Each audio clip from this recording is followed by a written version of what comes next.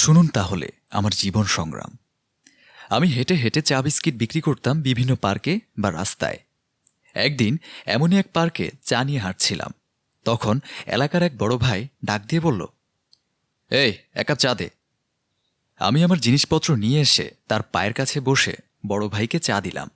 অনেকক্ষণ পর তার কাছে চায়ের দাম চেয়ে বললাম, ভাই চায়ের দামটা দেন, আমি আরেক দিকে যাবো। চায়ের দাম দিব মানে? তুই যে এলাকায় ব্যবসা করস, কয় টাকা দেশ আমারে? তোর কত বড় সাহস, যা এখান থেকে। এই বলে আমাকে ধাক্কা দিয়ে সরিয়ে দিল তিনি। আমি ছোট মানুষ ছিলাম, তাই আর কিছু না বলে চায়ের ফ্লাক্স আর বাকি জিনিস নিয়ে মন মরা হয়ে এগিয়ে গিয়েছিলাম।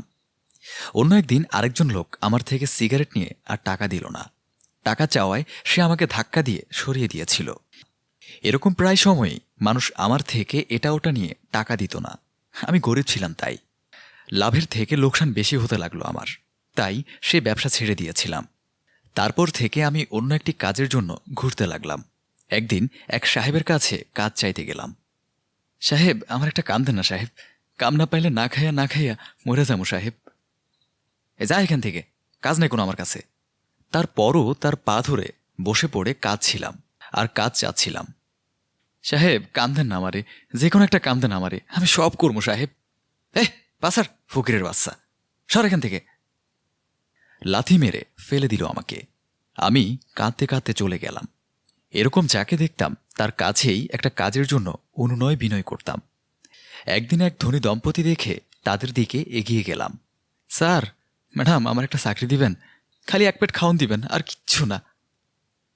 যাও যাও। ম্যাডামের পায়ে ধরে লুটিয়ে পড়েছিলাম। ম্যাডাম কাম দেন, ম্যাডাম একটা কাম দেন আমারে, অনেক খিদে আমার পেটে ম্যাডাম। তখন সেখানে থাকা মহিলার হাজবেন্ড রেগে গিয়ে আমাকে উঠিয়ে চড় মারল আর ধাক্কা দিয়ে পাঠিয়ে দিল। আমি কাঁদতে কাঁদতে সেখান থেকেও চলে গেলাম। এভাবে কোনো কাজের সন্ধান না পেয়ে এক নীরব জায়গায় এসে বসে বসে খুব কাঁদছিলাম। ব্যবসা করে খাইতাম, তাও স্বার্থপর মানুষগুলা আমারে করতে দিল না। আমি গরিব দেখে কি এমন অবিচার করতো আমার উপর আল্লাহ? খারাপ পথে না যেয়া একটা কামের লাগে কত মানুষের পাউজে ধরলাম, তার হিসাব নাই। একটা বড়লোক মানুষও ফিরা তাকাইল না আমার দিকে।